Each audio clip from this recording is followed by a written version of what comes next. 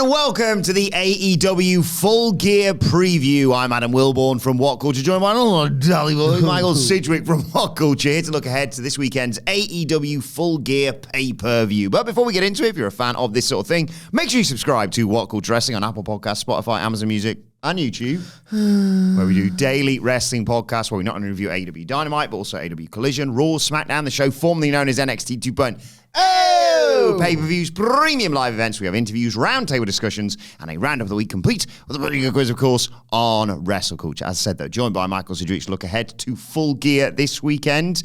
Sidge, before we get into the matches, I thought it was interesting that Hamflet noted on the Dynamite review earlier on this week, he sort of drew a comparison. Not exactly fair, but I think it's fair to say we've been down on AEW recently. Is this another case, a bit like he said in NXT, of like the TV's been a bit iffy, but the pay-per-views always seem to deliver in ring? Well, that was going to be my sort of leading point. I'm not necessarily convinced that that is a guarantee this time. Okay. So the last time that AEW took a bit of a critical mauling was 2023, the Devil storyline. It didn't go well at all. Now, what happened subsequent to that is that Tony Khan, and I'm making a relevant point here despite going around the houses, Tony Khan went, let's do a G1. Let's do a G1. Maybe it was in the works before that, because I think that he did have a huge sort of big long-term plan to introduce Kazuchika Okada. So maybe it was in the works, but it did feel cynical that this, we'll do a G1, people love G1s, followed so closely the first period where the critics were really sort of slaughtering AEW. Now, what followed the C2, and in fact where the C2 concluded, was World's End, which was just a bit of a disaster of a show. One of their least well-received pay-per-views ever. Now, you could argue that's part of that it's so over, we're so back, it's so over, we're so back cycle. Now, so you go, oh, God, it's so over, the Devil. Oh, we're so back, the C2. It's so over, World's End, and all of the controversy that surrounded it hardly helped. But the actual show itself really didn't meet the standards that AEW has delivered on pay-per-view. Which is to say, before I continue, it has happened before. These pay-per-views peak at seminal. So glad that they exist, but they are not infallible. Now, what follows World's End is this Sting retirement, which was just handled magnificently. Yeah. And then on the back of the momentum generated by Revolution and how awesome that pay-per-view was, even before that unforgettable main event, the next C2 adjacent web so back promise of a new dawn, but it was a false dawn. Big Business as a TV show was incredible. Mercedes Money had arrived. Okada had arrived. It felt like the atmosphere, the fabled feeling was back. I was conned. I wrote an editorial entitled, "It's official, AEW was back." I thought they were back. Yeah. And then turns out they weren't back. We entered another It's So Over cycle subsequent to Revolution. And the problem is that was the first real time. Yes, they did some chatter about restoring the feeling late 2023. But in that early spring, it was the winter closed and spring began in 2024. There was a lot more explicit promises of we are going to really, really, really come back. We're going to bring back the ranking system. Yeah, oh, I know you missed the tunnels. We'll just do the set. You didn't like that set? Anything you want. We did a bit on it. Not that we do bits on this podcast. AEW, just the way you remember it. And then the spring and summer happened, and it just was uneven. You would have something magnificent, like tonally uneven, and in terms of the quality and the output, uneven. You would have something magnificent, like the rise of Swerve Strickland, sat uneasily alongside Adam Copeland dousing Malachi Black with blood in a WCW TNA angle, and then you would have this massive swing to generate interest, a stunt. You didn't want a rating stunt from AEW, but you got one in the form of the TK driver, heard around the world, if you like. And then the summer happened, and then the Owen was great, and then All In was one of the best nights in AEW history. Yeah. I felt like I really felt something, and now what's happened is just emphasizing how little bollocks Tony Khan has. He is concurrently branded AEW as where the best wrestle and allowed Jon Moxley to talk him into thinking, it's rubbish and it needs to change. How those things coexist, I have no idea. All of which paints a picture of a promotion that feels like Tony Khan feels like a poser more than ever. He felt like an outsider with credibility and the fans' interests in mind, entering a world full of carnies, and now he feels like another carny in that world who will just say things even if he has no firm plan or, quite frankly, the ability to back it up. And now we enter Full Gear, where after All In and All Out, where you got the best feel-good moment and the best heat angle of the year, and you're thinking, how could things possibly go wrong?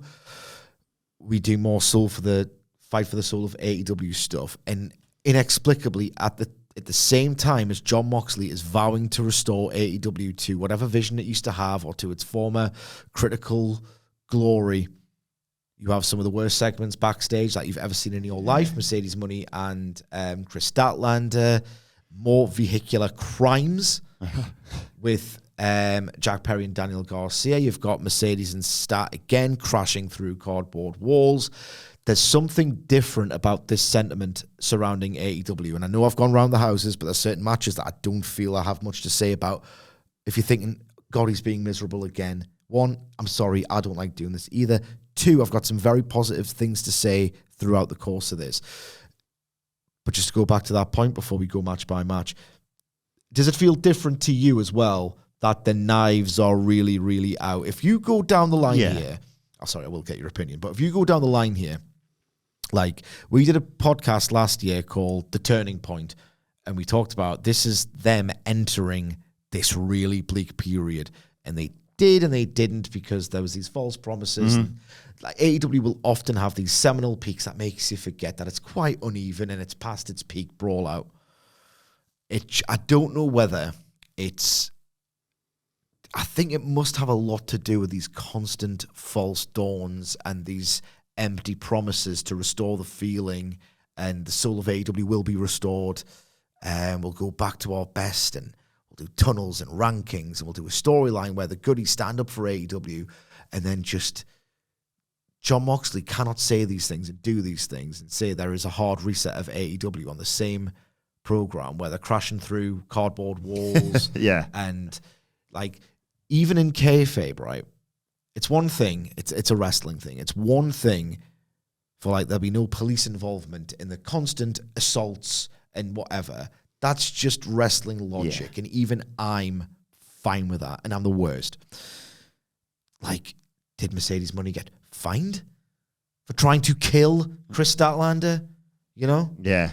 Did people get fined for kidnapping? If they don't, what's stopping people from just doing these things? It's heightened, it's wacky, it's dumb, but they are telling you at the same time, inexplicably, that, the power's back, the soul's coming back, we're going back to the original vision. I think people are fed up. It just feels different now. The knives are out. Because, say, we did the Turning Point podcast, but then, maybe this is us being sort of, not consistent or whatever, but I feel like there's a bit of a consensus view of all the while we were questioning, is the power back, or when is the power coming back? That was always like... You were always insistent that they needed like 4 to 6 weeks of consistently good programming. Months, but I get your point. I think we always caveated all of this critique, and we've done a lot of it realistically over the last 18 months with, God, could the power be coming back? Or do they just need this to make the power come back? That's not even entered our heads or left our mouths. Like the power just feels further away than ever. I think it's got a lot to do with the false promises. The knives are out more than ever. The backlash is in full effect.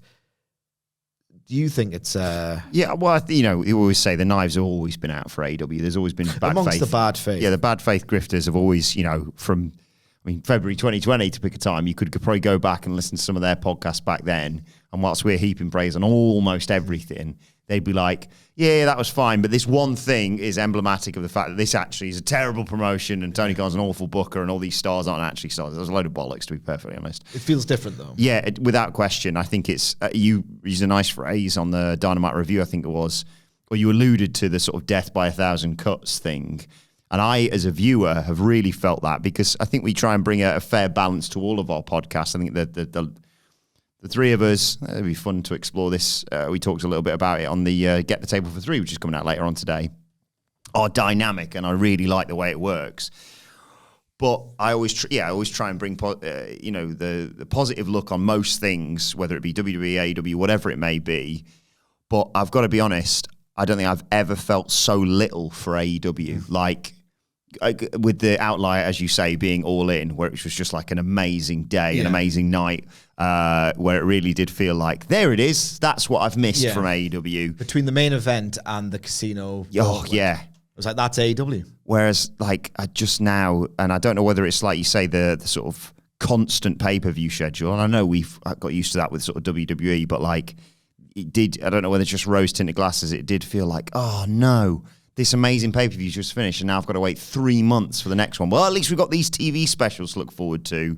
Now it just feels like the churn's overwhelmed it, and the special things, whether it be people debuting or promises of certain match types or whatever, I don't know, it just sort of washes over me now. And the amount of times I'll come in thinking, I don't know what I'm glad it's you two talking for the most part, because I don't know what I'm going to say about this show, because it just, is, to use Hamlet's phrase, it was just a lot of it was just sort of happening in front of me outside of the, obviously unbelievable wrestling that you get on a regular basis still, but also the blatantly, obviously, like wrestle crap level stuff that Tony's sort of letting slide. I still have high hopes for certain matches on this card, but I think it's sort of emblematic of it that some of the matches, like you say, I'm going to say, what do you think of this match? Who do you think is going to win? And we're both going to go, probably this person, and go, yep. Well, I want to make one more wider point before we delve into it match by match. So bear in mind that everything I've just said, and it does really feel like the backlash is in full effect, and there's a lot of like hopelessness surrounding the promotion. There was a lot of, in recent months or over the last 12 months, the power might be coming back, or if they do this, the power will come back. That feels further away than ever. What I'm really getting at, and I've gone like a long sort of scenic route, even by my standards, is that one, now more than ever, the absolute last thing AEW needs is another World's End, because they can't do the promises that they made after World's End, because we know that trust is gone for them to actually fulfill those promises. The last thing, keeping a lot of fans on board, on the hook, partially invested, is, well, the TV's a bit rubbish, or the TV's uneven. Those pay-per-views are some of the best nights in wrestling history. Yeah. They'll always deliver on pay-per-view. If they lose that, yes, in addition to the trust in the process, which is all but evaporated, I'm not saying they're in deep trouble. Again, they have just banked $600 million, and Tony Khan is a billionaire who could fund it over several of his lifetimes himself if he actually felt inclined to do that. But everything seems to have been lost. The feeling, the vision, the sense that it could come back, even if it... If they lose oh God, at least the pay-per-views are great. We're in deep shit. They are in deep shit if they don't have that. The amount of times I've read that, because I've read that at least the pay-per-views, and I know this is anecdotal, but I do feel like there is a consensus view. I mean, just look at the houses, for God's sake. Yeah. The amount of people I've either had replied to me or I've read elsewhere, at least the pay-per-views are still great. If they lose that, they could be in deep shit yet again. And here's the kicker. I'm not necessarily convinced this has got all-timer written all over it. I'm really, really not. But we'll get into it as we go. Yeah, I think it's got flashes, but I think arguably some of the big points, I have concerns. But let's get into it. 0 Hour sees big boom, AJ. with Big Justice and the Rizzler as special guest timekeeper versus QT Marshall. I just hope we have a bit of fun with this one. Well, that's a great point, because I don't think people are going to have fun. Online, people, despite the fact that on the very first Dynamite, Jay and Silent Bob turned up, AEW hasn't really gone full bore with celeb involvement, but they've done it before. Mixed results. This is going to occupy 10 minutes of that of your life. What's he called? Big Boom AJ. Big Boom AJ is not winning your world title. Big Boom AJ kind of knows how to work. If he doesn't, he's a celebrity, so inexplicably he's automatically good at this. Do you know he wants, the spoiler alert for WrestleCulture and one of the quiz questions on there, do you know he once tagged with Jim Neidhart? Hey! Yeah. I was looking at his cage match. Yeah. Amazing. My worry is that this really fun, ultimately inoffensive thing is going to not be this sort of feel-good, daft bit of fun for 10 friggin' minutes of your life, because a lot of fans can't get in the spirit of it. Maybe, if they're doing this, if it's hot, people will allow it. Oh, this is a great party. What if it gets even bigger? That would be fun. I don't know what it is, but people just don't seem to be into it, and it's not just an online bubble thing. I think they got booed in the arena. So God knows how this is going to play out to apathy, or if they're just going to the fans in Newark are going to hijack it.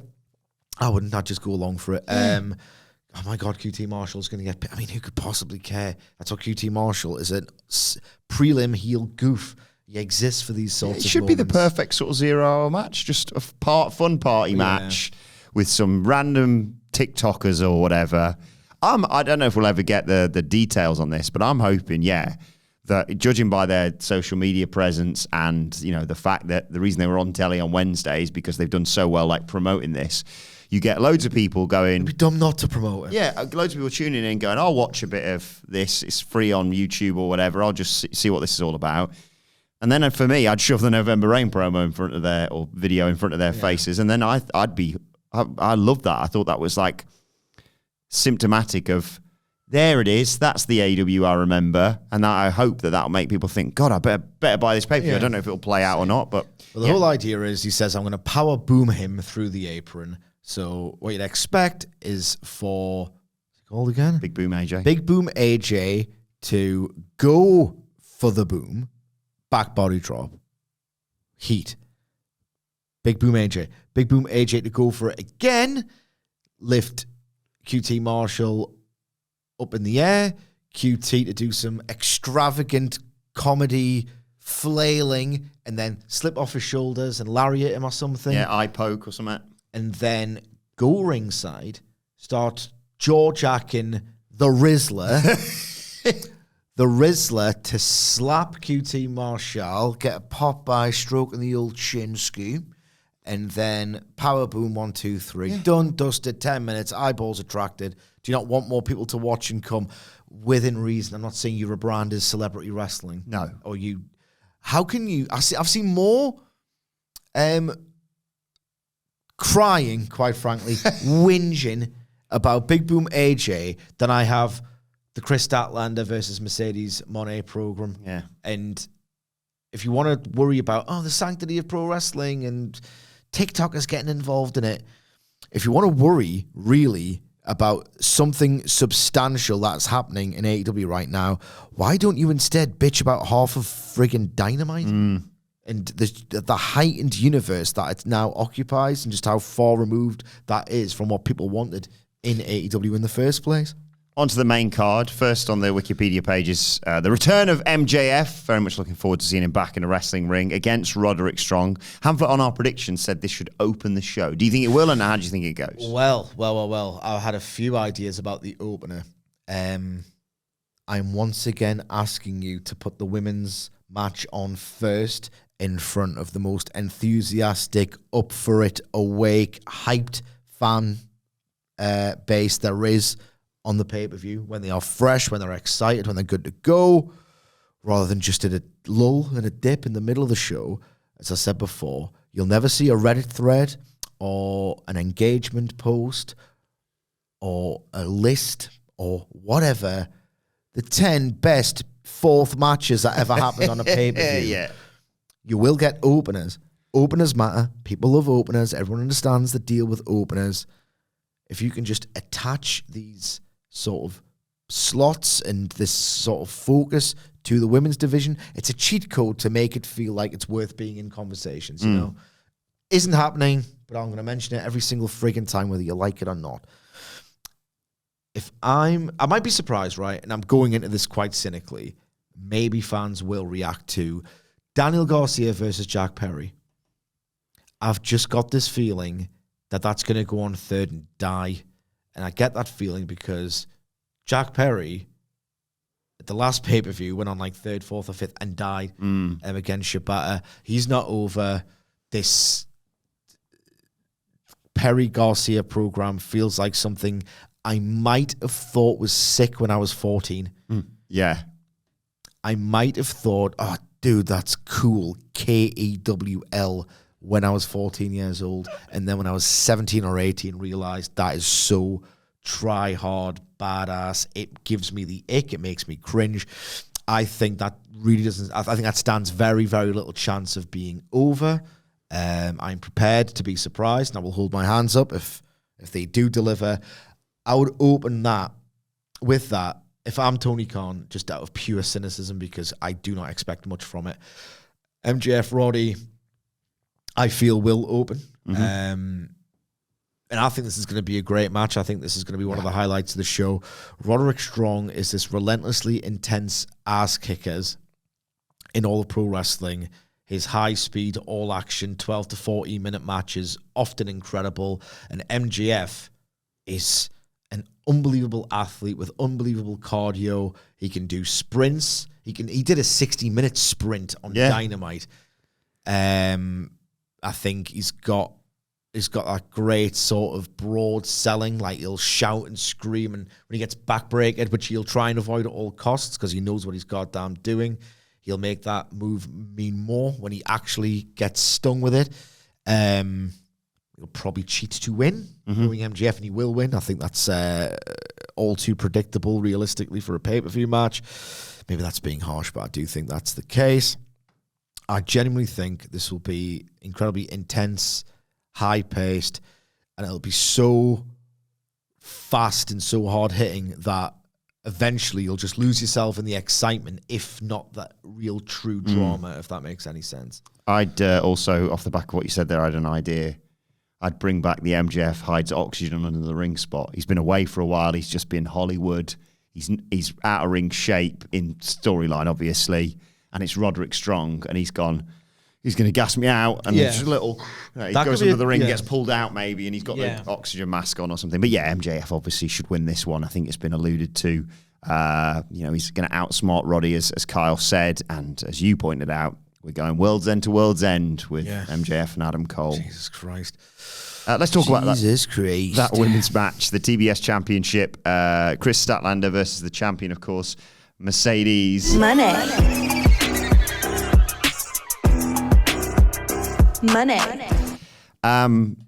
It's been a dreadful run for Mercedes Money, to be perfectly honest, as TBS champion. And I mean, folks, where's the lie?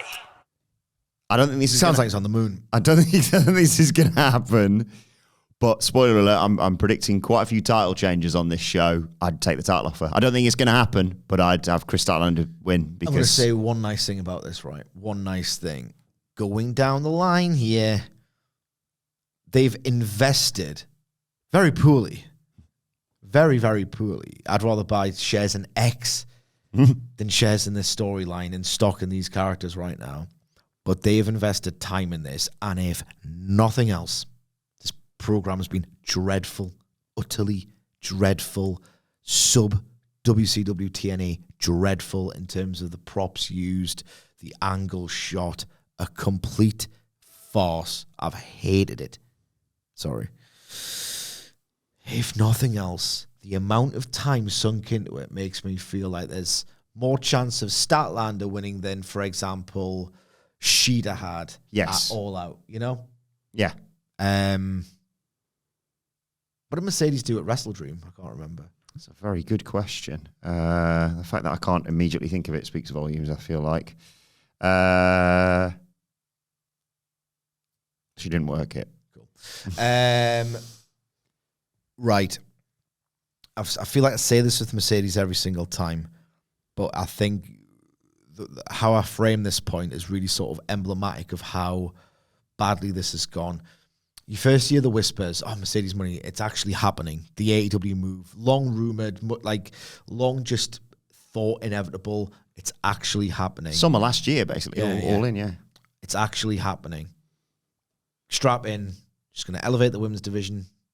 You're going to see some of the best women's matches in history because you've got her talent plus AEW's in-ring focus equals money. Surely, no, it hasn't happened. When people were like sort of excited, you'd be able to see one of these things on Twitter if you dig hard enough. Like, these matches about to go crazy or whatever, that could be the caption. And you do the custom thumbnails, match graphics. Very, very high on my list would have been Statlander versus Mercedes. Yeah. Because Mercedes money is at her absolute best when she's getting completely ragdolled around after generating the heat with her our once brilliant crowd interactions. I mean, just remember Takeover Respect. One of the best heel things I've ever seen in my life. I just thought the way the stylistic chemistry between these two would have been off the charts great. Statlander's one of the few women's wrestlers who gets more focus than most and is just consistently over. People adore her. This would have felt box office. This could have been a great, great dynamic in terms of the style, as I've said. I would have been expecting this match to get, if it's anything less than 4.25, 4.5, you'd be pretty disappointed, you know? Now, if they reach that, it'll be an over-delivery. Stats stock has plummeted. She'd never really... She should have turned heel, if only for that amazing Willow match, right? But she was always miscast. It was not like, getting bored of Stat as a babyface. Might as well turn her heel, see what that looks like. I never really asked for it. No. I gather very few others did. This sudden, literal about face is just not really... It's dented credibility in the character. Mercedes money's just not as good in the ring for whatever reason as she used to be. I don't get it. I said on the Dynamite review, it's reached the point of how good were you really? Like, something like, I don't know. If you go back and watch it now, right, I'm just using this match as an example of how things feel amazing in the moment, but aren't necessarily. I remember distinctly Dolph Ziggler versus Daniel Bryan, Bragging Rights 2010, I want to say. I just felt like that's one of the best matches I've ever seen. If you go back and watch that now, I really doubt it's up there. Yeah. I doubt it. It's just, it was so barren that a match like that stood out. Is that the case with Mercedes all along? I really don't think so, but because this run has been so mediocre, you can't help but have that thought enter your head. I will say that because they've spent a bit of time and they've put some actual money behind it, renting a car for some bollocks angle, you think maybe I'll probably bite on some near falls, but it's because I'm bargaining with the storyline rather than being moved by it. If this match is great, I'll love it. Truthfully, I want this to be great. I don't want to sit here and monotone and be a miserable. I don't want to be a miserable. Do you understand? I want this to be great. I'm not convinced it will be. Moving on, let's get to Jay White versus Hangman Adam Page. This is another one where the match at Wrestle Dream was fantastic. Yeah. The way in which Jay White worked Page's leg over as a babyface, me and Hamflet on the review said it's like Bret Hart in the G1. Like, a perfect mixture of the strategy employed by a babyface and just a deeper sort of physicality in that counter-fueled drama that we love about, well, I love personally about peak New Japan. I thought it was absolutely wonderful.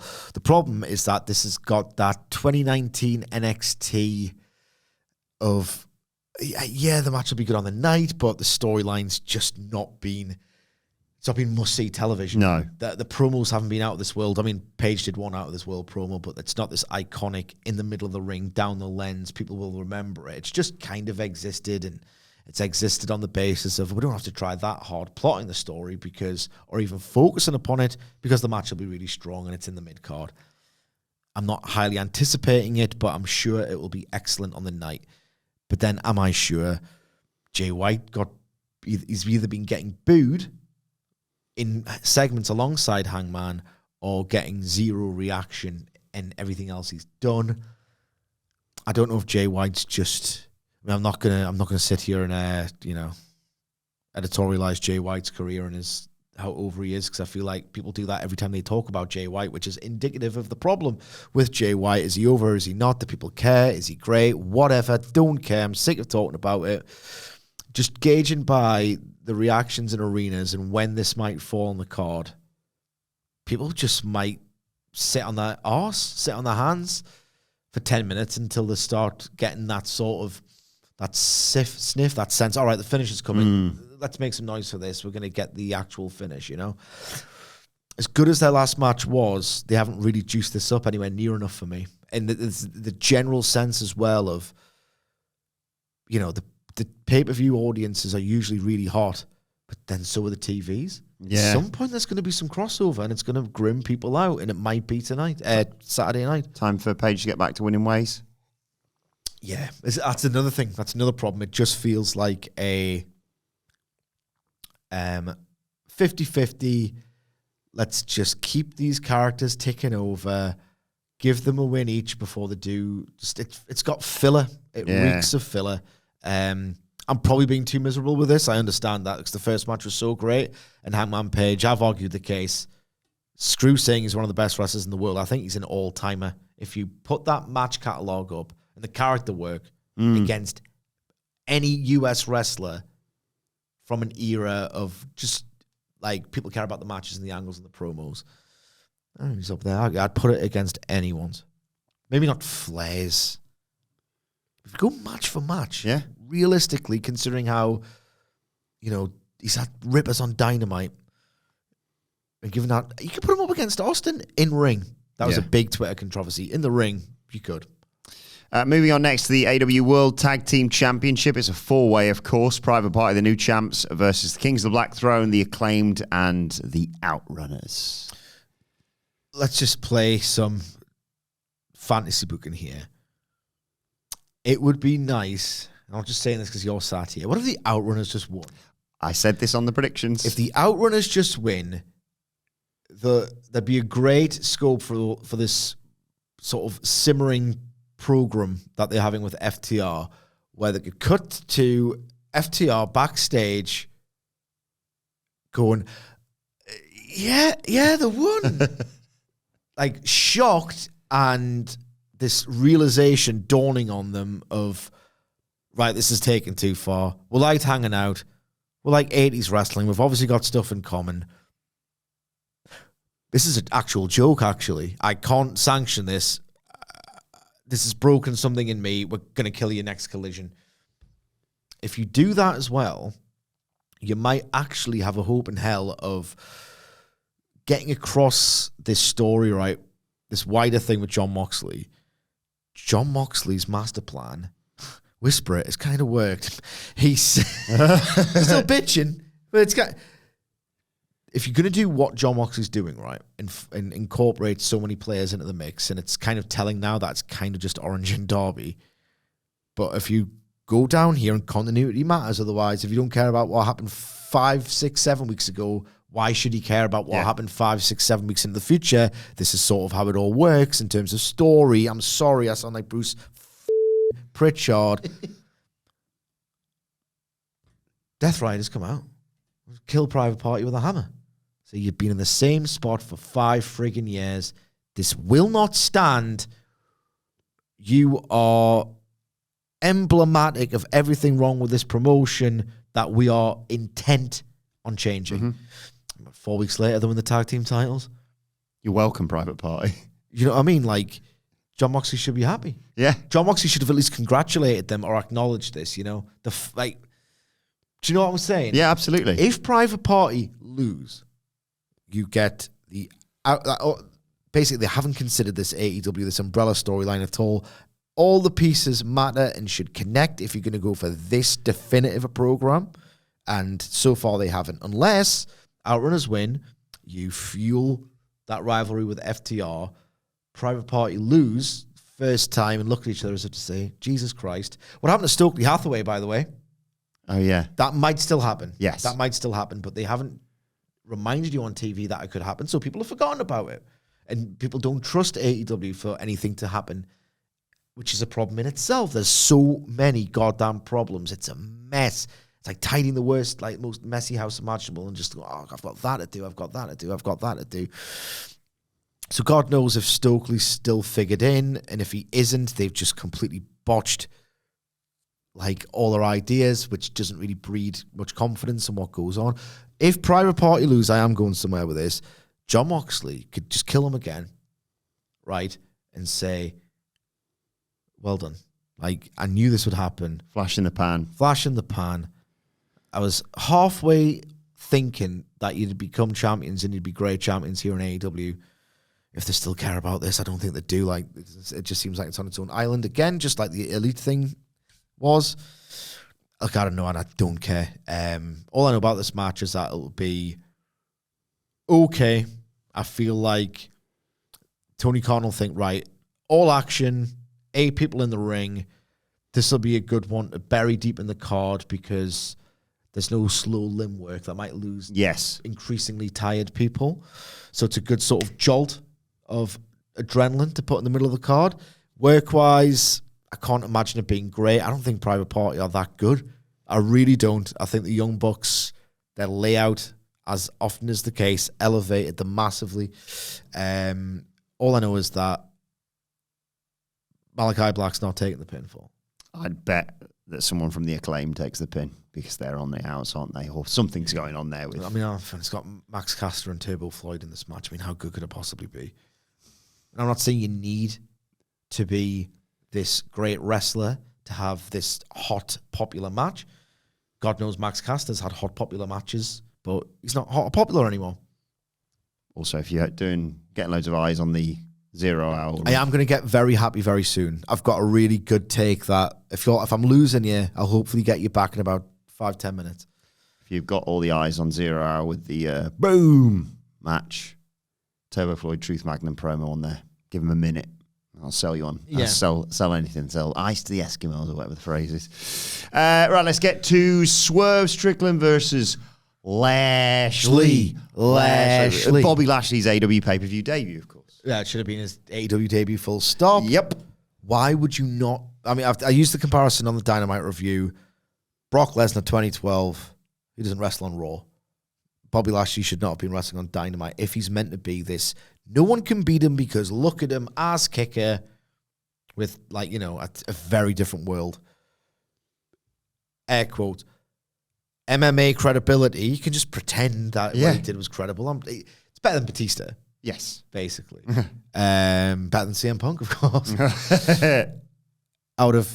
I'm not saying that this has been spoiled. I'm just saying that I would be sat here fractionally less miserable and more hyped about this match had I not seen Bobby Lashley work a ho-hum squash on Dynamite that wasn't even announced. A joke.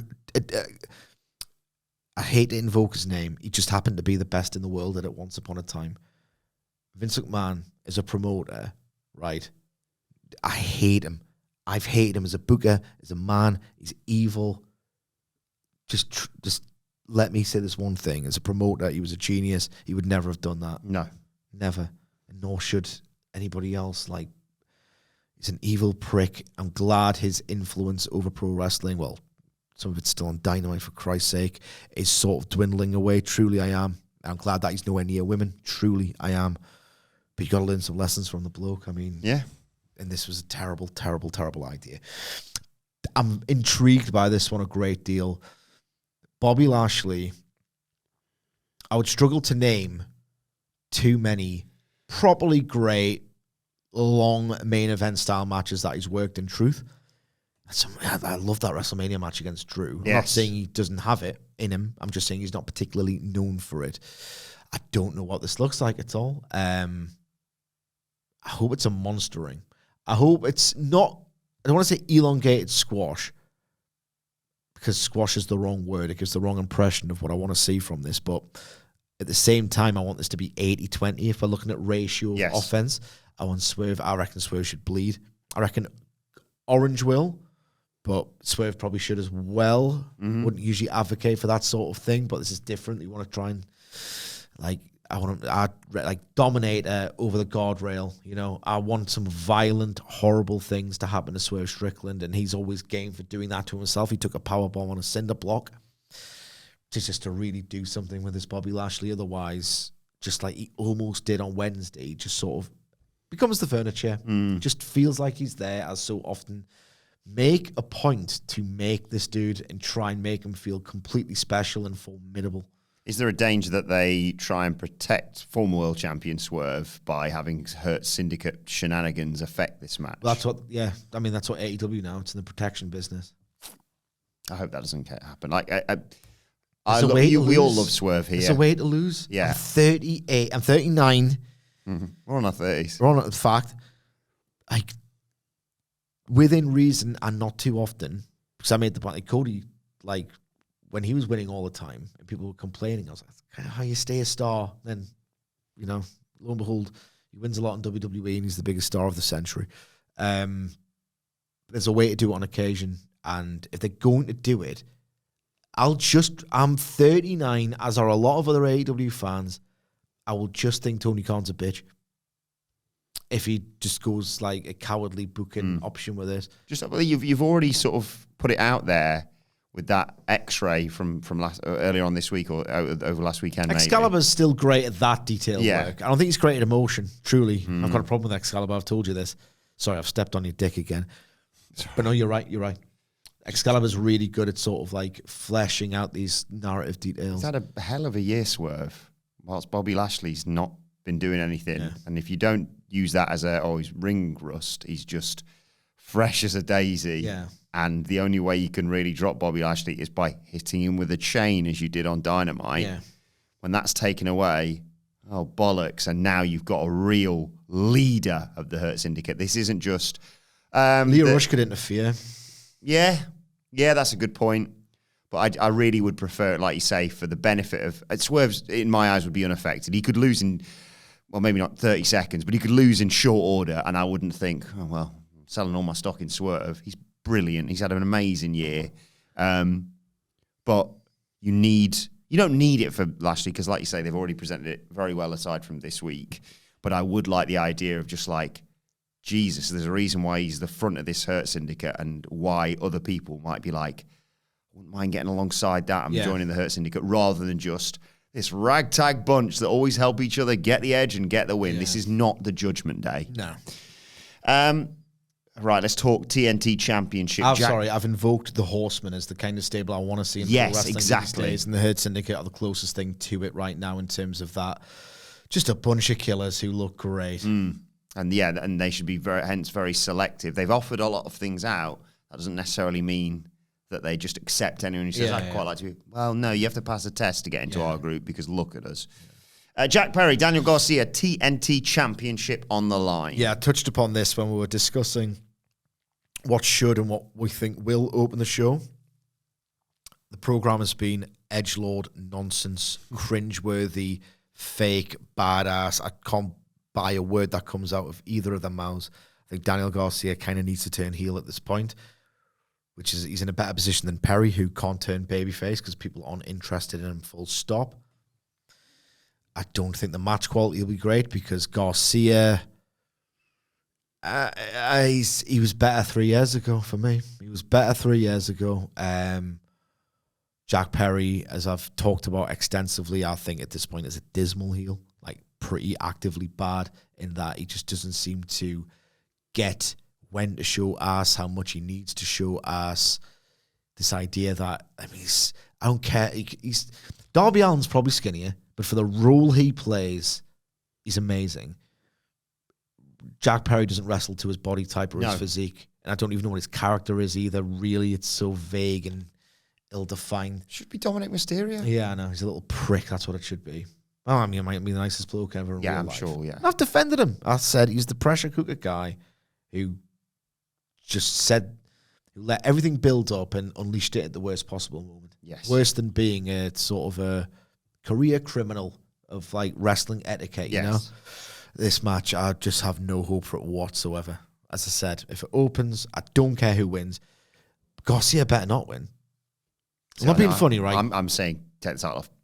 Same with Mercedes. Get the title off him. It's not worked. Let's move on. I get that. But I don't know what story you tell to sell that. You're swapping it from, if you think about it, Garcia, I don't think he's even that over. And I know it's hard to tell with the crowds being as they are. Maybe the pay-per-view will be different. And I hope so. I think a lot of Daniel Garcia, I do. I expect so much more from him. If you take the title from Jack Perry to Daniel Garcia, it's just a no good can come from this match. If you take that title from, this is another one of those matches, by the way, where I'm thinking, they don't need a bad night on pay-per-view. That's the last thing they need, but I think it'll be about 7 at best. This is one of those matches I can't imagine it getting over. Anyway, if you take that TNT title from Perry and you put it on Garcia, what you're doing is you're putting it from one person who exists to make the man via the title, which never works or very, very, very, very, very rarely works, onto another wrestler who's not as over as he once was, kind of got that damaged goods aura where he feels like a failed experiment that they're trying to get right, as opposed to a dude with real momentum that people are in love with, you know? It'll feel like the belt making the man again. Rather than like Darby winning the TNT title, for example. Yeah, that felt like a totally earned triumph that they just measured at the perfect time, you know? It doesn't feel like that. It feels like, oh, well, maybe fans will get behind Garcia more if we give him a title. The fact that this title is valueless means that an already flawed concept, it doesn't work with prestigious titles, let alone this 2024 version of the TNT title. All kinds of flawed this. And if we're still doing this, and I don't know if we are, and it lasted less than one whole pay-per-view cycle, I'm not saying it was a great idea. In fact, I expressed reservations from day one, but it was their idea. They probably should have went with it. If Garcia wins the TNT title and Private Party retain the World Tag Team titles, you've done a speed run of Jon Moxley being happy. Yes. And I've got a feeling that he's not going to come out and do a friggin' dance on Dynamite next week. You know, do you know what I mean, though? You cannot. Yeah. I don't think, given everything that Moxley says, and the whole point is you're meant to go with this over the long term, right? Stupidly ambitious thing for a storyline. Yeah. It fails if this fails, the company kind of fails. It's an ambitious swing, too ambitious, and I don't think they can execute. Like, people have to get over for this to happen. I know that's the aim of every storyline, but this is the explicit aim of this one, which is a different thing entirely, you know? If that Private Party and Daniel Garcia hold gold together at the same time, and Jon Moxley doesn't acknowledge them even, or doesn't say, oh, you know what, things are changing, but there's still work to do. They're just nothing. None of this is matching up at all, and it just makes no sense for these three wrestlers, Zay, Quen, and Garcia, to hold gold at the same time, while Moxley's still going to, as I said, he's probably still going to piss and moan. I disagree with you on one thing, but I think it's because of him, and he's sort of inceptioned me on our Full Gear Predictions video about Daniel Garcia and where this goes. Because I think there's a way to fix this, but it involves a lot of moving parts. A bit like I meant to mention this earlier. Take the title off Mercedes. You can even do some sort of like miscommunication with Camille to just kill that completely. Yeah. Then Mercedes goes, I need to reassess, and just joins the Hurt Syndicate, or they recruit her to be like, you've lost your way. Yeah. Look at us. We know we've been together over there, and now we can bring you back to that. And then you can maybe even have a run at the world title eventually for Mercedes. I like the idea of, and it's his, so I'll not take credit for it, Daniel Garcia wins, cheating somewhat, but like all's fair in love and war in terms of like Jack Perry's trying to do it throughout this match, and Daniel Garcia's like, because the whole thing has been like, I'm you, but I'm the version of you that can accept that you can do this, and he's gone, all right, well, fair enough, you're going to do that, I'll do this. Everyone like, yay, Daniel Garcia, TNT champion, but it's all part of, I think there's even a way to do this story to have Jack Perry suddenly be like, well, hang on, I've done all these terrible things. The Elite have pissed off. I've got no title now. No one talks to me. Yeah. I haven't even got I just have to live in my bloody van now because no one will even let me in the locker room. And then that's the road long road to redemption for Jack Perry of just going back to being a babyface, because I think it's the only thing you need for him. But that's not ambitious. Yeah, that's not what I'm here to talk about. Daniel Garcia does that. Yay, Daniel Garcia again, but a bit like, yay, Daniel Garcia, TNT champion. And that's when the Death Riders recruit him and go, you're like Utah, but you've actually got gold, so piss off, Wheeler. And you can neg Utah at the same time. Yeah, maybe.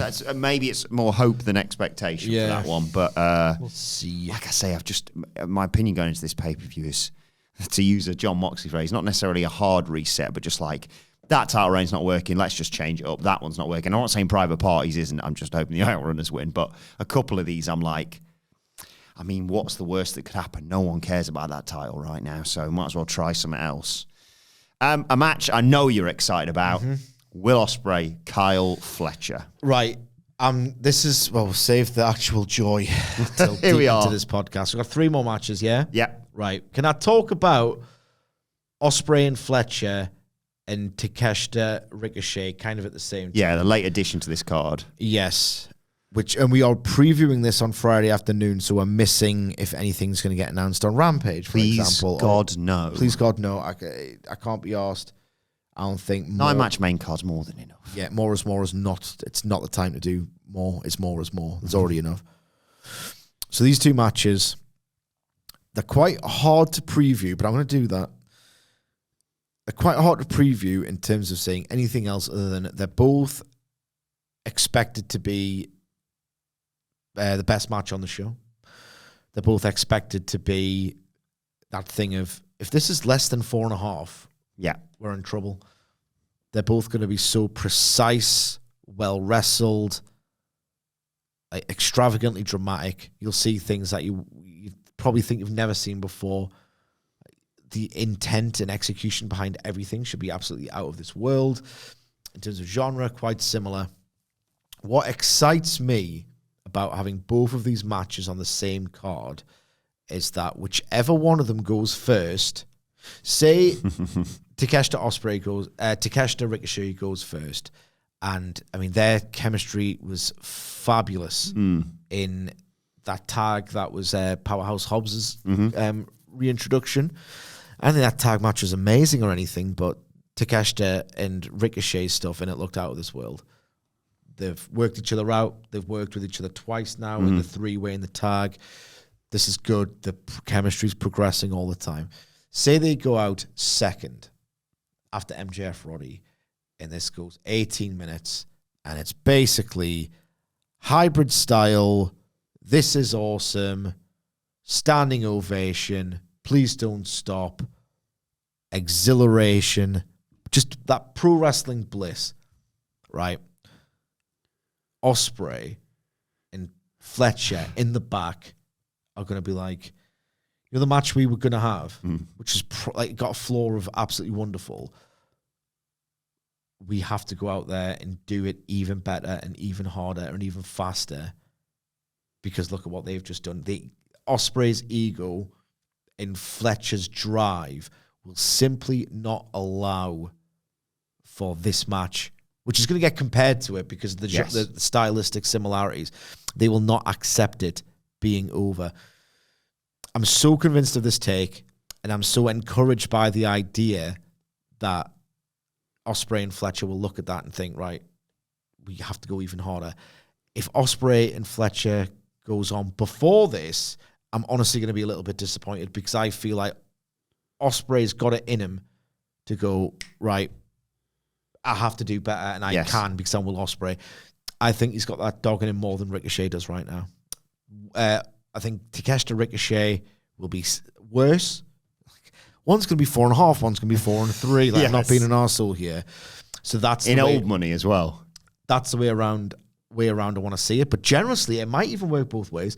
Ricochet, I think he's starting to finally get that right. I'm back in this. I'm back in this. I'm back in this. Just the little flashes I see on Dynamite was so much more impressive than... Was it Kyle Fletcher he had that drab match with? Maybe, yeah. Remember? His second or third Dynamite match. What are you thinking?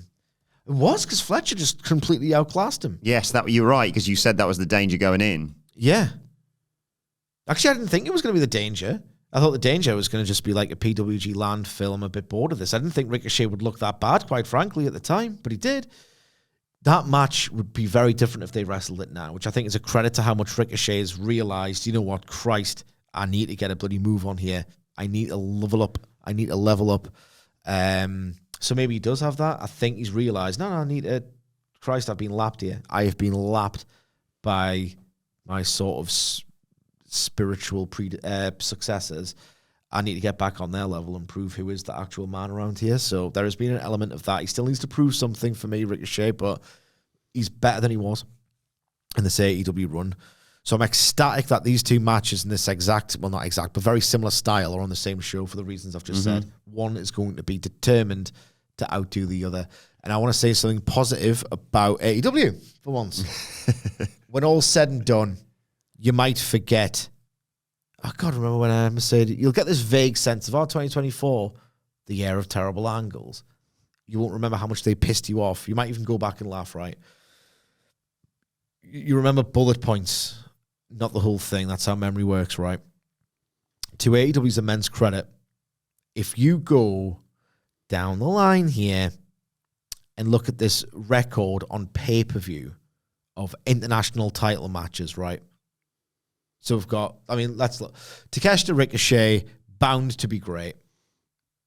Ospreay, Roddy Strong was great. Is it Roddy Strong, Kyle O'Reilly? Yeah. Crowd reaction a bit muted, but the work was great. Ospreay, MJF. You had Ospreay, MJF. Oh, yeah. For the American title at All In. Then you had that match on, Dynamite. You've had the three-way with Ricochet, Takeshita, Ospreay.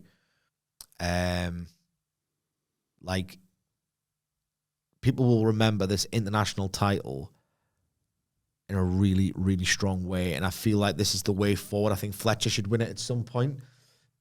I've described it as, and I'm being facetious when I call it this, the star rating inflation version of the WWF Intercontinental title, where it's known for its match quality. It's the best match on the show title. Not with the biggest stars, or the biggest stories, but the best match. They've rebranded this, which is really impressive considering AEW is very, very wrestling forward. They've successfully rebranded this international title as the secondary title, synonymous with out of this world, incredibly loud and dramatic, whether you like it stylistically or not. Like, almost objectively. Well, objectively, it's very loud. Almost objectively, it's incredibly dramatic. This has got an identity. It's got an aura. It feels special, this international title. Whenever it gets defended, you're going to stack it up against the other matches. You could do the top 5 list of these international title matches is obscene at this point. Get Pac back in the mix for it, at some point. It's been one of the very good success stories of AEW's 2024, and long may it continue because it's special. It is a special title. Who do you think wins? Bin the other two and keep this one. Truly, bin the other two, keep this one. Well, I don't necessarily care. But I want Takeshita to win, and I think he will. Ricochet can either feud with or join the Hurt Syndicate, as has been signposted a little bit too much on AEW TV. So Takeshita to win. And I think, we're going very, very heel-heavy for the second consecutive pay-per-view. But I think the play is for Fletcher to win. Yes. And again, we step on the dicks of these previews all the time by talking too long on the review. Thanks for sticking with us, by the way. I want to see, and I think the storyline certainly warrants it, a plunder stepped up rematch between Fletcher and Ospreay, because I just want to see Ospreay in that environment, this version of Ospreay, what he could do with tables. And I've seen it with Kenny, and it's godly. I want to see what he does with a table, what he could do with a ladder. This version of Ospreay with a ladder, the sense of craft. He's in that sort of, that intersection of his athletic prime and his storytelling psychology prime. I want to see what a weapons match looks like with this version of Ospreay. I completely agree with you. Fletcher beats Ospreay. He has to. And it's I compared it on the predictions to a sort of the diversion that they did with Cody after 39, because everyone thought, if you're not doing the big world title win for Ospreay at All In, where are you going to do it? It feels the appropriate place to do it is in the UK. And And if you're not doing that until they're next in the UK, like Forbidden Door or whatever, you're going to have to keep them busy with some more stuff. And I think this is the perfect diversion for that. I like that, and I like the idea of a stepped-up rematch. There's a part of me that thinks Ricochet leaves as international champion, though.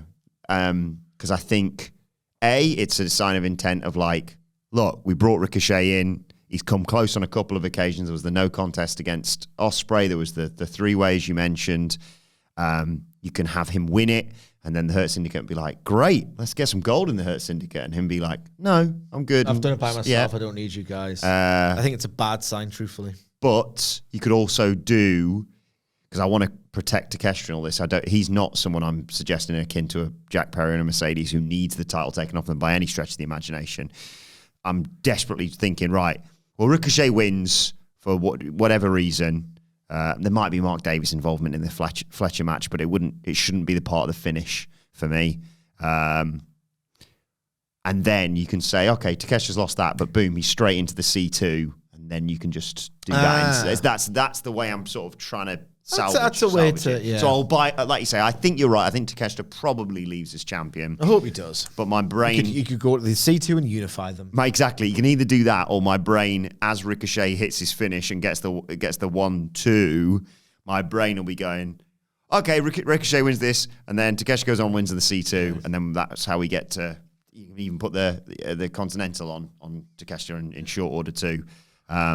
Just a quick word before we get to the main event on the Women's World Title celebration that we've got. Mariah May, Mina Shirakawa. Unfortunate news about... Great live show charisma, hasn't she? Indeed. Unfortunate news about Toni Storm retiring, because I would have guessed that she would have made an appearance. Same, but we wish Toni the best. No, she's turning up. Yeah. She's turning up. I know how it's going to happen. Well, I know it's going to happen. Don't know if Mina turns heel on her once and for all, and then he could do Toni versus Mina, and then Toni versus Mariah, get the title back, or whether there's more conflict within Mina, and they do a three-way. There's routes they can take. Yeah, three-way could be fun. Toni Storm's going to get a massive pop. I think the TV needs a character that over, quite frankly, and I very much welcome her return. My WWE brain is booking. They're there. They've got the celebration. They've got the champagne and what have you. And Mariah's like, Mina, it's so great to have you here. Can you teach me more how to do that shimmy that you do? And they go to do it. And Mina's like, no, you're not doing it right. You're not doing it right. You need to put your tits out more. And then here comes Toni Storm. That could be the clue. Who knows? Or she bursts out of a cake or something. I don't know. Wilbourn, yeah. Extend your fist towards me. Just copy butter, baby. I'm on a roll. Baby. I ruined it. Okay, can anyone stop Jon Moxley? Can Orange Cassidy stop Jon Moxley? No, he can't. Okay. No, he can't. Everyone knows he can't. There's a way to still build drama in this main event, but it's so obviously going to be Darby at the end that this would already, even if they crafted a really strong hook, or there was huge investment in the Orange Cassidy character, which I feel has waned since last year when he was at his peak. This, under the best of circumstances, would have a job, given where it falls in the pay-per-view cycle and in the long, or seemingly long, arc of the Death Riders. Always have to have someone be first, don't you? Yeah. And it's just the way it's landed. And, yeah, under the best of circumstances, this would have a job. This has not been booked well at all. Surely even internally within AEW, they're probably thinking, oh, Christ, what was that closing shot? That fell completely flat. The good news is that Moxley and Orange have had an absolutely incredible match before. In better news, I suspect AEW knows, this thing is not really working as well as we thought.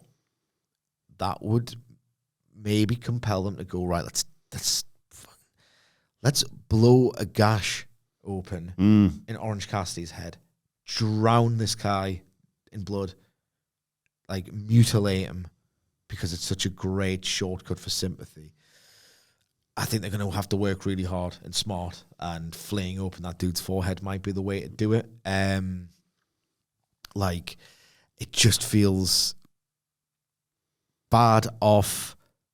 I really liked All In. Then it'd be told everything sucks. And it's okay when I say that. But I should be able to make my own mind up about it, you know? It just hasn't taken at all. I think Moxley's... It's weird because I like him and don't like him at the same time at the moment. I think his delivery's world-class. There's certain turns of phrase that I just want to stand up and applaud. But I think that's the writer in me more than the fan engaged with the content. Like, I appreciate cryptic, isn't he? Yeah, I appreciate his craft as a writer and the visual imagery that he can evoke. But I feel like it's a bit... I said it on the Dynamite review, it's a bit House of Black Pill for me, a bit too vague.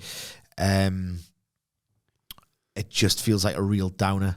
And when you're telling this specific story without the actual belief that they can turn it around, it just feels like you're being reminded how flat and cold and pointless it is. You don't want that. You want to just escape a little bit, but there's no escape from the suppressive downer vibe in AEW at the minute. And in fact, it's driving the main storyline. Match-wise, people have seen it. It lacks that special first-time meeting. There's a lot working against this. There's a lot working against it. This could be it could go either way. This could be a legacy-defining run for Jon Moxley, because Jon Moxley... I think the fair assessment would be in WWE that Shield were incredible. He maybe didn't get a fair shake at being himself or really on top as WWE champion, but it ended horribly. So inconclusive, how great is the great Jon Moxley, WWE? New Japan, first, unbelievable. He kind of answered my case. Well, he answered his own case in about the first 2 seconds. Yes. He's amazing. AEW, much the same way. He took a little bit longer to find his feet. He was amazing. 2020, Hamlet's right. People kind of needed him, even if they didn't want to admit it out loud. And then 2021, maybe a bit lost in the shuffle there, but there were other things going on in his life, obviously, that we discovered. 2022, he makes this absolutely incredible comeback, and he's the legitimate best wrestler in the world. Every match he had on Dynamite was just this incredible. Like, go back and watch him versus Kyle O'Reilly. Even he had matches against Daniel Garcia, like the Takeshita matches, the Wheeler Yuta match. I mean, this dude was absolutely my favorite wrestler in 2022. He was unreal. Seemed to lose interest. Then he had the Hangman program in 2023. Incredible. In ring anyway, incredible. Then then the Blackpool Combat Club always sort of just took him away from best in the world conversations, or I need to see him every week conversations. 2024, he seemed to lose interest completely. This feels like he's alleviating his frustrations on US wrestling television as opposed to really trying to do something. I think his heart is in the right place and the wrong place at the same time, if that makes any sense. Yeah. If this match bombs and if this run bombs, like, people could really think differently about what kind of wrestler this dude was. I'm worried about it. And a pay-per-view is often defined by its main event. And as I've said, the last thing AEW needs is to lose. It's not even a ringing endorsement of the promotion of, well, the TV's rubbish half the time, but the pay-per-views are absolutely seminal. If they lose that, this could be the most significant match of Jon Moxley's career.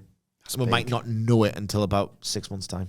Yeah, no question he leaves as champion, obviously. I think the only way you maybe end the pay-per-view on a positive note in terms of kayfabe and babyface and heel and that is maybe, I'm sorry, Orange Cassidy. Yeah, I really like the idea of him just getting absolutely bloodied up. I think that's the only way to really I'm soaked in that stuff. Bloodied, destroyed Orange Cassidy. Moxley standing over him, whether he's got the belt out or it's just in the case still. Rest of Death Riders are there. And just a brief glance up to the rafters, and there's Darby Allin watching. Like, you haven't killed me yet, sort of thing, He's not going to be next pay-per-view or anything like that, but just... I'm kind of hoping it is. Just to stick with it. Kind of hoping it is. Well, let us know your thoughts on that main event, on the whole card, in fact, at Full Gear, in the comment section below, or on X at WhatCulture WWE. Watch, so you can follow both of us. You can follow Michael Sidgwick at Sidgwick. Follow me at Adam Wilbourn. Follow us all at WhatCulture WWE. As I said, make sure you subscribe to WhatCulture Wrestling wherever you get your podcast from for daily wrestling podcasts. We'll bring you all the fallout from Full Gear next week, of course. But for now, this has been the Full Gear preview. My thanks to Michael Sidgwick. Thank you for joining us. Enjoy Full Gear, and we will see you soon.